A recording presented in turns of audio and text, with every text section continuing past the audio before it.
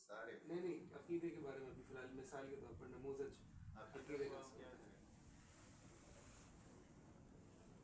آپ عقیدہ کو پڑھنا چاہتے ہیں تو اس کے لیے ابتدائی کتاب جو ہے وہ شرح عقیدہ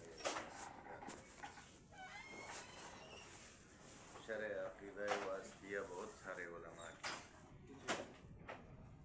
مگر خلیل حراس نے جو شرح کی ہے اس کی قیمت کو بہت کم لوگ جانتے ہیں۔ خلیل حراس نے جو شرح کی تو وہ خلیل حراس والی شرح پڑھ، پھر اس کے بعد ابن عثیمین کی شرح پڑھ، پھر اس کے بعد وہ جو وہ کیا ہے الدرر الثنیہ ہے، جی تنبیہات السنیہ میرے خیال سے وہی وہ ہے، یہ 3 کتابیں یہ ہو گئی، پھر اس کو چھوڑ دیں، آ جائے طحاویہ کی۔ طحاویہ مشکل ہے،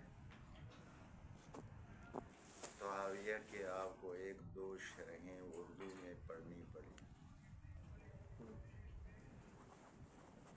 آپ اس کو سمجھ جائیں گے تو پھر اس پر ابن ابیلعز کی شرح ہے، یہ سب سے بہترین شرح۔ اردو میں کون سی؟ اردو میں ہوں گے کوئی شرح تو ہوں گے، طحاویہ کی بازار میں ہوں گے، مجھے تو نہیں معلوم۔ اچھا، تو کسی نے اس کی شرح کی ہوئی ہے، تو 1-2 شرحیں اردو کے طحاویہ کی پڑھ لیں۔ اگر طحاویہ مشکل لگے تو پھر اس کا متبادل یہ ہیں کہ شرح فقہ اکبر جو امام ابو حنیفہ کی ہے اس کی اردو شرح، وہ 1-2 اردو شرحیں اس کی ڈھونڈی، وہ پڑھ لیں، پھر طحاویہ کی طرف آ جائیں۔ طحاویہ کو پڑھتے ہوئے آپ ابن ابیلعز کی شرح کو بنیاد بنائیں، ایک ابن ابیلعز کی ہے اور ایک صالح آل شیخ کی، اللآل البہیہ کے نام سے، تو وہ پڑھ لیں یہ دونوں، اور اس کو 1-2 بار 3 بار پڑھیں، مگر پڑھتے ہوئے اس عقیدے کو پہلے آپ کو ذہن یعنی مناسب رکھنا پڑے گا کہ پہلے آپ نے چیزیں یاد کرنی ہیں کہ عقیدہ کیا ہے۔ مثلا عقیدہ کیا ہے؟ اب میں کہتا ہوں ہمارا مذہب ہے احناف، مذہب کیا ہے؟ عقیدہ کیا ہے؟ دین کیا ہے؟ اب دین ہم ان قضایا کو کہتے ہیں جو اللہ کی طرف سے وارد ہو، مذہب ان قضایا کو کہتے ہیں جو مجتہد کی طرف سے وارد ہو، مسلک پھر اس کو کہتے ہیں جو امام کا اپنا ہو، ان کے شاگردوں کا حصہ اس میں نہ ہو، اگر وہ بھی ہو تو پھر وہ مذہب ہے۔ تو اس طرح کی چیزیں آپ چھوٹی چھوٹی چیزیں یاد کر لیں، اور بنیادی ارکان عقیدے کے یاد کر لیں۔ مثلا بنیادی ارکان میں ایمان باللہ ہے، ایمان بالرسول ہے، ایمان بالملائکہ ہے، ایمان بالآخرت ہے، ایمان بالقدر ہے، پھر اس کے بعد اللہ تعالیٰ کی صفات ہیں، پھر صفات میں فعلیہ ہے، عقلیہ ہے، خبریہ ہے، نفسیہ ہے، بہت سارے انفعالیہ ہے، وہ اس طرح وہ اس کو 1-2 بار 3 بار یاد کریں گے تو پھر اس جو آپ نے پڑھا ہے، پھر ابن ابیلعز کی شرح ہے، حراس کی شرح ہے، فلان کی شرح ہے، ان کا موازنہ کرے اپنے، اس کو پڑھے کہ اس نے صفات کے بارے میں کیا لکھا ہے، اس نے کیا لکھا ہے، اس نے کیا لکھا ہے۔ اس سے آپ کی صلاحیت موازنہ جو ہے کہ 2 چیزوں کا آپ مقایسہ کر سکتے ہیں، تو وہ صلاحیت آپ کی آ جائے گی۔ آپ کو معلوم ہو جائے گا کہ حراس نے اس کی اس پہلو کو لکھا ہے، ابن عثیمین نے وہ لکھا ہے، ابن ابیلعز نے یہ لکھا ہے۔ ابن ابیلعز کی شرح جو ہے وہ ابن قیم و ابن تیمیہ سے ماخوذ ہے، کم چیزیں اس نے اپنی اس میں وہ کی ہیں. یہ حنفی ہے. زاہد الکوثری کہتے ہیں کہ حنفی نہیں، یہ تیمی ہے، وہ کہتے ہیں. مگر ثقافت میں الثقافہ جو کتاب ہے راغب الطباخ کی، راغب الطباخ کی جو الثقافہ ہے اس کے حاشیے میں لکھا ہے کہ یہ حنفی ہے. اس میں مرجانی نے بھی لکھا کہ یہ حنفی ہے، ناظورۃ الحق. تو اس طرح آپ اس کو شروع کر لیں.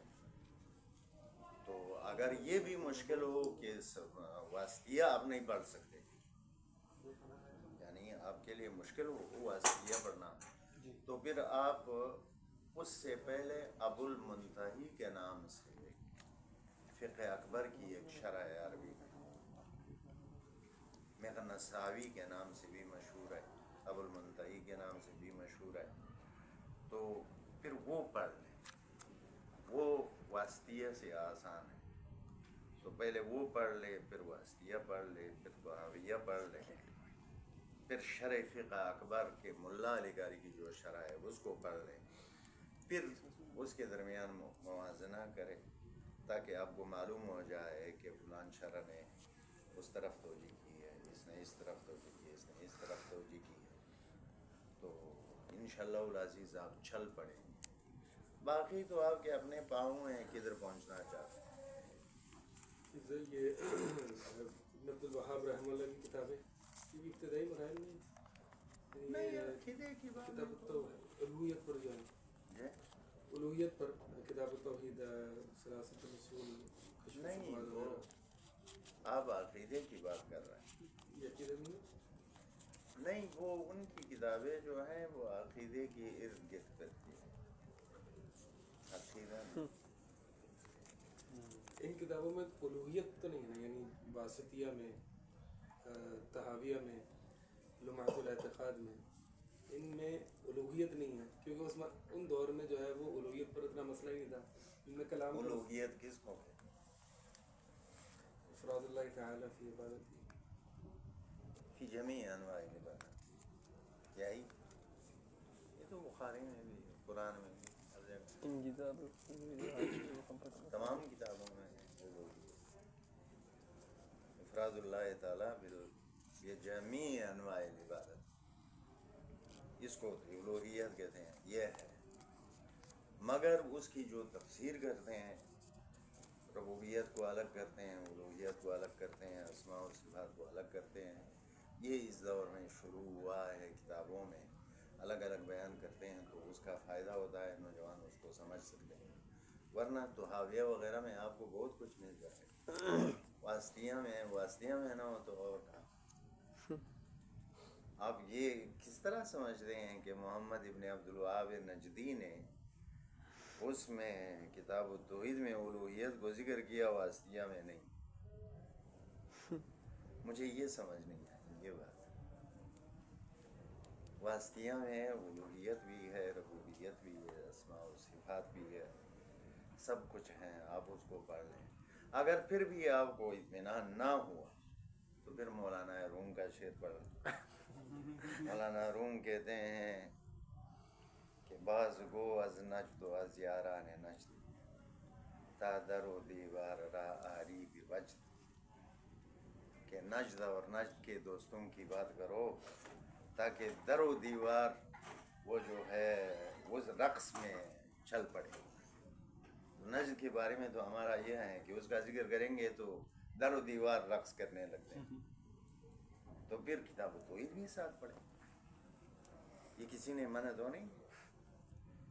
پہلے واسطیہ پھر طحاویہ. طحاویہ حنفی نے لکھی،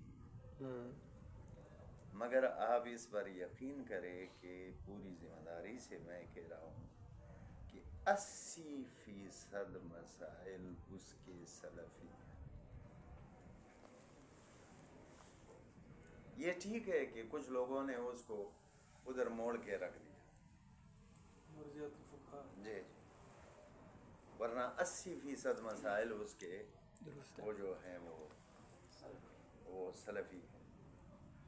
اسی لیے لوگ ناراض ہوتے ہیں کہ تم تو حاویہ پڑھاتے ہو، وہ تو ہماری کتاب ہے، ہماری کتاب پڑھاتے ہو، آپ کی اپنی عقیدے کی کوئی کتاب نہیں، تو حاویہ ہی پڑھانا چاہیے، اور وہ اچھی کتاب ہے۔ یہ میں نے ان طلباء سے بات کی اور ان کو ایک دل کی بات کی ہے۔ میں یہ بھی کہہ سکتا تھا کہ بھائی جاؤ میرے لیے دعا کرو۔ صرف اپنی کتاب کا نہیں بتایا وہ کب پڑھیں، کون سی کتاب؟ اپنے والی۔ جب چاہے۔ یہ آپ نے یہ فیصلہ بتایا اسری صاحب کو ملنے، حافظ اسری صاحب کو ملنے؟ اگر تکلیف زیادہ نہ ہوئی تو آؤں گا۔ میرا گھر قریب ہی ہے۔